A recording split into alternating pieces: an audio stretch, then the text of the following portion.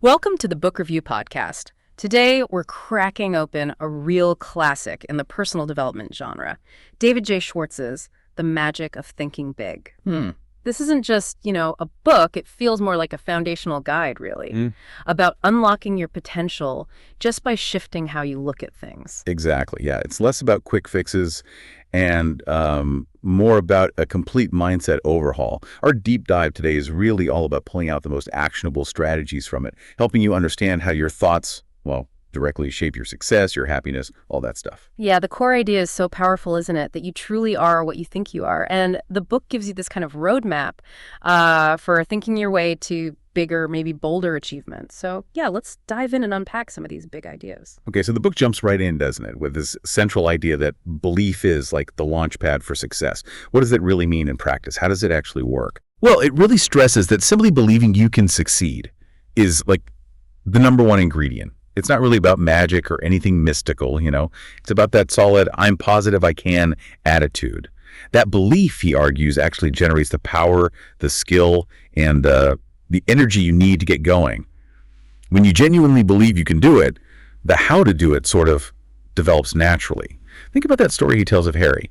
This guy earned 5 times the average salary in his company. Right, and you'd think he was, some kind of genius or worked crazy hours. Exactly what you'd think. Yeah. But no, company tests showed he was pretty average intelligence-wise, and he actually took more time off than others. His secret weapon was just belief, pure belief. He truly believed he was worth more, and that belief guided his actions to actually create that reality. Wow. That's incredible, really. So it's about actively cultivating a mindset that focuses on possibility, not just the limitations, even when things look tough. Precisely. Yeah. And it's not just for individuals either. He gives this great example of a small engineering firm. Only 3 engineers, right?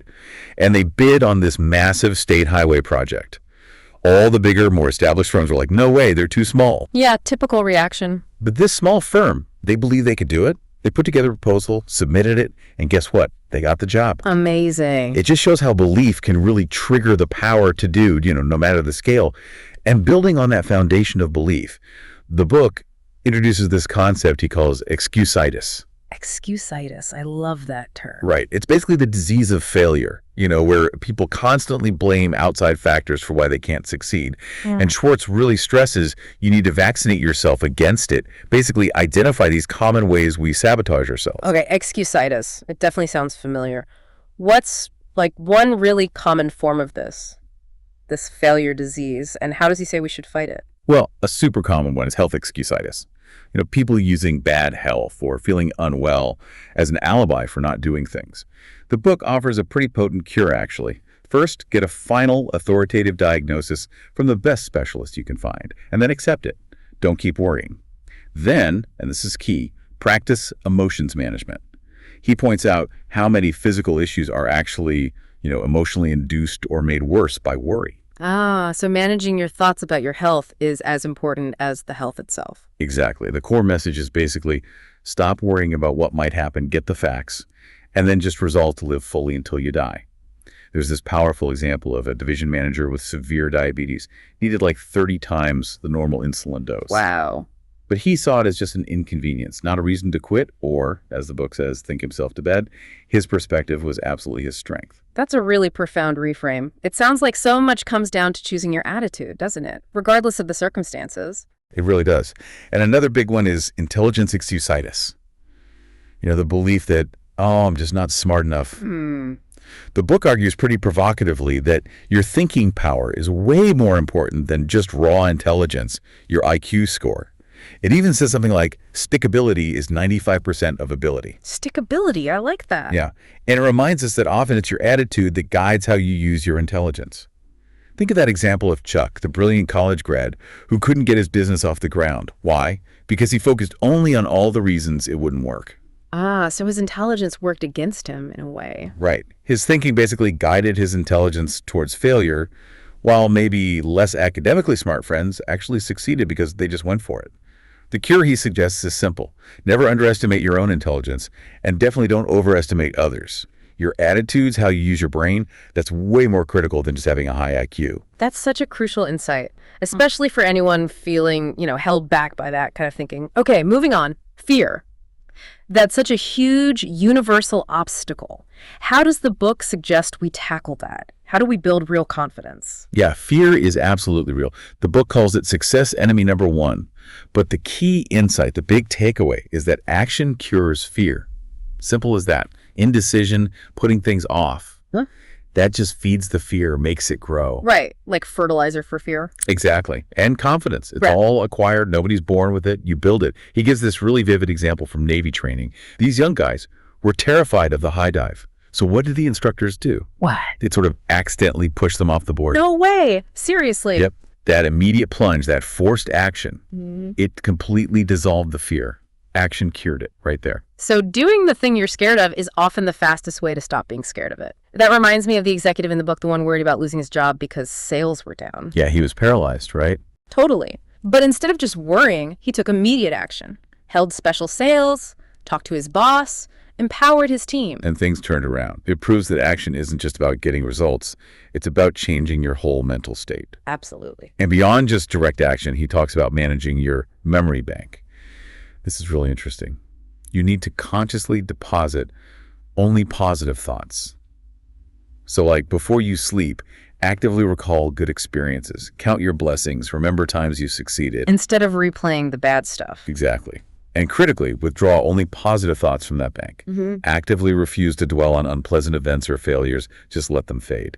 Because negative thoughts, if you keep revisiting them, they become these huge mental monsters, as he calls them, holding you back. Mental monsters. Yeah, I can see that. What about that really common fear, the fear of other people, like social anxiety? Right. He says you conquer fear of people by putting them in the right perspective. Just remember, the other fellow is pretty much like me. We're all just human. He suggests two main ways. First, get a balanced view. Okay, they might be important, but hey, so are you. When you meet someone new, especially someone intimidating, think, okay, we're just two important people sitting down to talk about something we're both interested in. Levels the playing field in your mind. That's a good mental trick. And the second way? Develop an understanding attitude. Realize that if someone's being difficult or angry, it's usually not actually about you. It's probably about something they're going through, like that hotel clerk dealing with the furious customer. He wasn't offended because he figured the guy was probably mad about something else entirely, and he was just, the nearest target, a scapegoat. That takes a lot of the personal sting out of it. So effectively, it sounds like act confidently to feel confident. Does the book give any, daily exercises for building that up? Oh, yeah, it does. 5 really concrete confidence-building exercises to practice every day. First, be a front seater. In meetings, classrooms, wherever, sit up front. Success isn't usually found hiding in the back, right? It builds confidence just being visible. Makes sense. Okay, what else? Second, practice making eye contact. It shows honesty, it shows confidence, it connects you. Third, walk 25% faster. Seriously. It sounds simple, but it actually makes you feel more alive, more purposeful, and you project confidence. Huh. Walk faster. I can try that. Fourth, practice speaking up in meetings, group discussions. Make a comment, suggest something, ask a question. Every time you do it, it gets easier and your confidence muscle gets stronger. Yeah, I got to break that silence barrier. And fifth, smile big, like a genuine big smile. It has this amazing power to improve your own mood and how you interact with everyone around you. Simple stuff, but probably really effective if you actually do it consistently. Okay, so thinking big. It sounds great, but a bit abstract.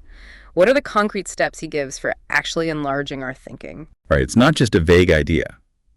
First, he says you absolutely have to recognize your own biggest weakness, which for most people is self-deprecation. Selling yourself short. You are almost certainly bigger and more capable than you think. We're our own worst critics, basically. Yeah, totally. And he gives this great exercise. List your top 5 assets, skills, positive traits, whatever. Then think of 3 genuinely successful people you know or know of. Now compare. Find assets where you actually outrank those successful people. Maybe you're more creative than one, more determined than another. Ah, I see. To prove to yourself you have valuable strengths. Exactly. You'll likely find you outrank successful people on at least one key asset, which proves you're playing in the same league, that you're bigger than you give yourself credit for. Second step, cultivate a big thinker's vocabulary. This is huge. How so? What does that mean? It means consciously choosing big, positive, cheerful words. How you describe how you feel instead of, okay, say just wonderful, thanks, or terrific. How you describe other people. Avoid petty, cutting language. Use bright, encouraging words. And how you outline plans, frame them as opportunities. Good news, not just a job to do. So it's about changing the actual words you use, both in your head and out loud, changing the narrative. Oh, God, changing the narrative. And third, this is really powerful. Practice seeing what can be, not just what is. Okay, explain that one. This is about looking beyond the present reality. He gives this amazing example of a highly successful realtor. This guy sells rundown, neglected rural properties. But he doesn't sell them as is. No, he creates detailed, concrete plans showing what the property could become. A beautiful tree farm, maybe, or a productive poultry operation. Ah, so he paints a picture of the future. Exactly. He helps buyers see the potential, the vision. So he ends up selling not just acreage, but acreage plus a valuable idea, often for a much higher price. He adds value by seeing what can be. That's a massive shift. It's about potential over present problems. That reminds me of the idea of not sweating the small stuff. Does he talk about that? Oh, absolutely. Yeah. He directly addresses it. Small thinking, getting bogged down in petty arguments or unimportant details can absolutely destroy big opportunities. The cure. Always keep your eye on the big objective. Before getting worked up over something minor, ask yourself, is this really important in the grand scheme of things? Good question to ask. And remember, he says you never ever gain from an argument. You only lose time, energy, goodwill. Focus on the big picture. Makes sense. Now, the book also talks quite a bit about our environment. How much does our surrounding, the people and influences really affect us? And can we actually shape it? Oh, profoundly. He basically says your mind is what it's fed. Just like your body reflects the food you eat, your mind reflects its environment, the attitudes, the negativity, or the positivity it's exposed to. Your environment shapes your thinking, your goals, even your personality over time. If you hang around negative people, he calls them negators, for too long, it will pull you down. It's almost inevitable. Like secondhand smoke for the mind. That's a great way to put it. Yeah. He gives an example of a college friend who was smart, but just relentlessly negative about everything, always finding reasons why things wouldn't work. And guess what? He ended up stuck in a low-paying, unsatisfying job. His environment, his own negativity limited him. Okay, I think we all know people like that. So if we want to succeed, we have to actively fight off those kinds of suppressive influences. You absolutely have to. It's crucial. The book gives several really practical steps for doing this. First, consciously circulate in new groups. Don't just stick with the same small circle. Expand your social orbit. Meet people with different perspectives. It broadens your thinking. Second, link to that. Select friends who think big. Choose people interested in positive things, people who encourage your plans and dreams, not those who drag you into gossip or petty complaints, what he calls thought poison. Thought poison, yeah. Choose your influences wisely. Right. And third, get advice from successful people. This is huge. Don't base your future on the opinions of freelance advisors who are living failures, as he puts it. Seek out people who have actually achieved things.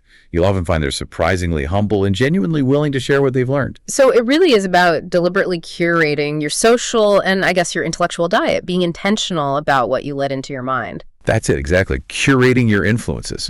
And related to that are your attitudes. They're incredibly powerful. They show through in your expression, your voice, everything. Attitudes are like the catalyst for getting things done.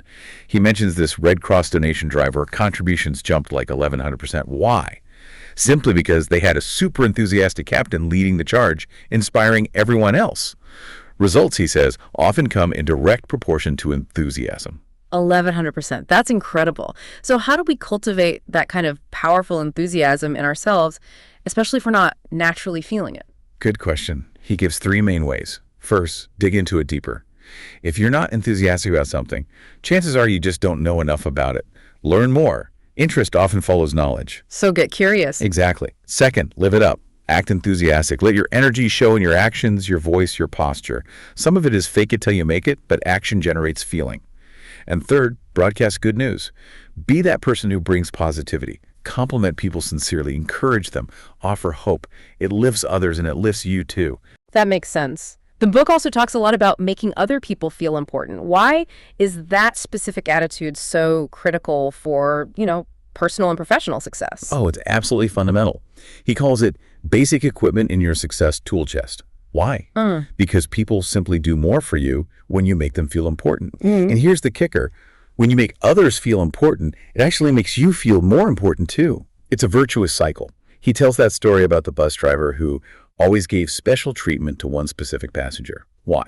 Because that passenger always went out of their way to make the driver feel important. That little bit of recognition earned them VIP treatment. So it's reciprocal. Yeah. How do we do that effectively? Practical steps. First, practice appreciation. Genuinely acknowledge what others do for you. Simple thank yous, smiles, but also specific, personalized compliments mean a lot. Tell your spouse, your colleagues, your team members what you appreciate about them. Second, practice calling people by their names. Yeah. And use their correct title, Mr., Mrs., Doctor, whatever it is. It's a basic sign of respect, and it makes people feel seen and valued. It sounds small, but it's huge. Yeah, names are powerful. Definitely. And third, don't hog the glory, invest it instead. When your team succeeds, pass the praise down. Shine the spotlight on your subordinates, your team members. It motivates them far more than you taking all the credit.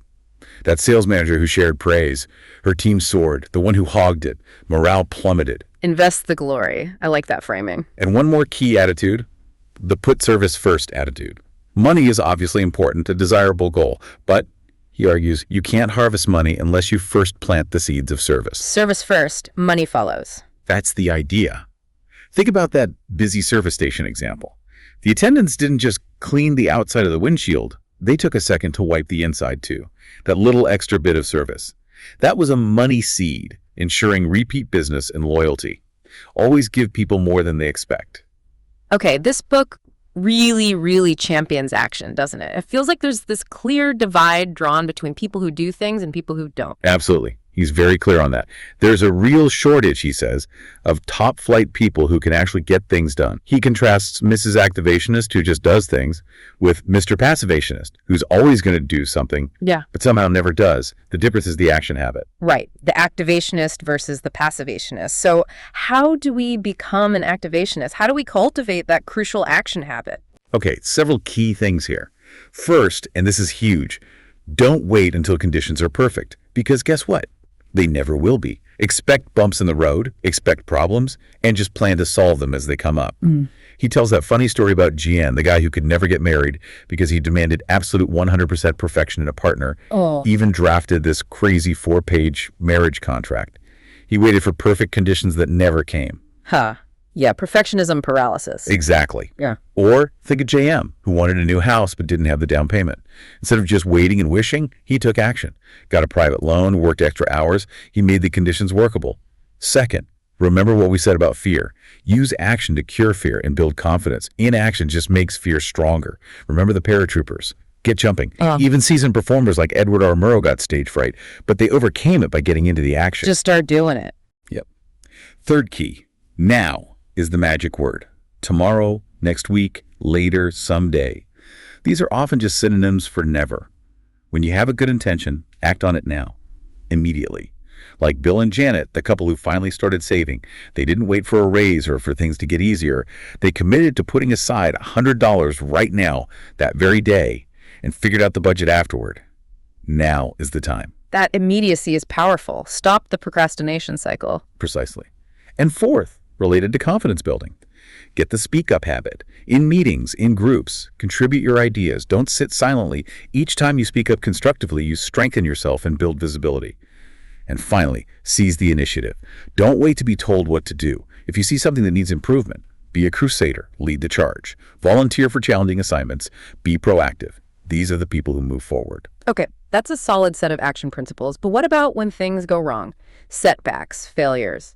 They're inevitable. How does the book suggest we handle those? Not just survive them, but actually benefit from them. That's a critical piece. Defeat, he insists, is really only a state of mind. Truly successful people don't just endure setbacks. They use them to propel themselves forward. The core principle is simple. Salvage something from every setback. Every failure, every mistake holds a lesson. Your job is to find that lesson, learn it, and apply it so you don't make the same mistake again. So failures become feedback. Excellent way to put it. Failures are feedback. Think about the management consultant who lost all his money starting out. He didn't complain. He studied why he failed and used those lessons to build a successful practice. Right, like the Civil Aviation Administration investigating crashes. They study the failure intensely to make flying safer. They learn from the setback. Exactly. Or Orville Hubbard, the mayor who lost 7 elections before finally winning and then kept winning. He didn't just quit. He treated each loss as, like, political education. He studied his mistakes, adapted his approach, and eventually succeeded. So it's about persistence, clearly, but it sounds like persistence combined with something else. Yes, it's persistence blended with experimentation. You don't just keep banging your head against the same wall. You persist towards the goal, but you experiment with different approaches. Think of Edison and the light bulb. Thousands of experiments, right? He persisted in the goal, but he constantly tried different methods. He didn't just keep trying the same failed filament over and over. That's a key distinction. Persistent goal, flexible methods. Absolutely. And underpinning all of this, when you face a setback, you must tell yourself, they're eyes away. You have to believe a solution exists. That belief releases your creative problem-solving powers. Disbelief, thinking it's impossible, literally puts the brakes on your mind. He shares the story of a young man convinced finishing college was impossible due to finances. But once he was persuaded to simply believe it was possible, his mind started working and found a way combining work and study, and he got his degree. Belief unlocked the solution. Belief opens the door to the how. Okay, let's talk goals. The book really emphasizes goals, not just vague dreams. How do we make them concrete, actionable, something we can actually work towards? Goals are absolutely vital. Like air for life, he says. The focus shouldn't be on where you've been or even where you are right now. But, as Dave Mahoney put it, the guy who went from mailroom to president, where you want to get. That's the key question. The book strongly suggests planning at least 10 years ahead. Create a really clear, vivid mental image of the person you want to be in, say, 10 years. Think about your work, your home life, your social life. Just like a smart company plans its future, you need to plan yours. A 10-year vision. That forces you to think bigger. It really does. He tells about a young guy, FB, who felt stuck until someone made him visualize, in detail, where he wanted to be in 10 years. That exercise clarified everything and helped him set concrete career goals he could start working on immediately. Okay, so we create this big, compelling vision, then how do we actually, get there? What are the steps to reach these big goals? Right, the vision is the start. Then comes the journey. First, he says, surrender yourself to your desires. You need to really want it. When you're genuinely obsessed with a goal, you tap into this deep well of energy and focus. Your mind develops this sort of automatic instrumentation that keeps you on course. Second, and this is crucial, achieve your goal one step at a time. You don't leap to the finish line. Progress is incremental. It's the next mile principle. The next mile. Like Eric Severade in the jungle. Exactly. He survived that terrifying 140-mile trek after parachuting by focusing only on getting through the next mile. Break down the huge goal into small, manageable daily or weekly steps. It makes the impossible seem possible. Third, take detours in your stride. Obstacles will pop up. Roadblocks happen. Think of them as alternate routes, not dead ends. You wouldn't abandon a cross-country road trip just because one highway is closed, right? You'd find another way. Same with goals. Be flexible in your path. Adaptability is key. Very key. And fourth, invest in yourself. Continuously. Buy things that build your mental power and efficiency. This means education, stimulating books, insightful magazines, courses, things that feed your mind and spark ideas. Like that Wall Street Journal subscriber said, I can't afford not to take it. See it as an investment, not an expense. Invest in your mind food. Great advice. Okay, finally, the book wraps up with leadership. What are the key principles Schwartz lays out for leading effectively, both others and ourselves? Yeah, this is important because achieving really high-level success almost always requires getting the support and cooperation of other people, and that means leadership ability. He gives 4 main rules for thinking like a leader. The first one is fascinating. Trade minds. Trade minds. What does that mean exactly? It's like a secret weapon for influence. It means constantly putting yourself in the other person's shoes. Asking yourself, if I were them, how would I see this? How would I react? So when giving instructions, don't just think if you understand. Ask, have I made this clear from their point of view? When writing an ad, think like the buyer. Planning a party, think what your guests would enjoy most. Empathy as a leadership tool. Exactly. He gives the example of Ted, the ad executive whose shoe commercials failed miserably because he only thought about his own sophisticated tastes, not the everyday people he was trying to reach. Failed to trade minds. The second rule is about the human way to lead. Basically, don't be a dictator. True leaders, the ones who inspire loyalty and get the best out of people, adopt a being human approach. Think of John S., that executive who went way beyond expectations. Helped a new guy find housing, sure, but then he even helped an employee he had let go find a new job first. Imagine the loyalty that builds. Incredible. That's real leadership. It is. The core question to ask in tough situations is, what is the human way to handle this? Show genuine interest in your team. Praise their accomplishments both on and off the job. Treat people like valuable human beings. Makes a huge difference. And the third rule about progress. Right. Think progress. Believe in progress. Push for progress. Leaders are always looking for ways to improve, to expand, to be more efficient. They're not defenders of the status quo. He mentions a consultant reviewing a sales team. Two guys just defended how things were. The third guy, full of ideas for improvement, guess who got promoted? Leaders push forward. And remember, subordinates tend to become reflections, kind of like carbon copies, of their leader. So you have to set an excellent example of progressiveness and high standards. Lead by example, basically. What's the final leadership rule? The power of solitude. Take time out to confer with yourself and develop your supreme thinking power. This sounds counterintuitive for leadership, right? We think of leaders as always out front. But many people fail to tap into their best creative and strategic thinking because they avoid being alone. They're constantly surrounded by noise and activity. He points to leaders like FDR and Truman who used solitude for deep thinking. And that training program where people found amazing solutions just by taking an hour alone each day to think without interruption, managed solitude unlocks creativity. Time to think, something we probably don't get enough of. Where? This deep dive into the magic of thinking big, it really hammers home that our mindset is just, well, everything. It's our most powerful tool. From tackling excusitis and taking action to building real confidence and leading with empathy, it truly all starts with how we choose to think. Absolutely. The core message is so empowering. You really are a product of your thoughts. So the question becomes, what kind of thoughts are you actively cultivating to build the life you genuinely desire? A powerful question to end on. Thanks for listening to the Book Review Podcast. If you enjoyed this episode, don't forget to subscribe, share, and leave a comment. See you next time.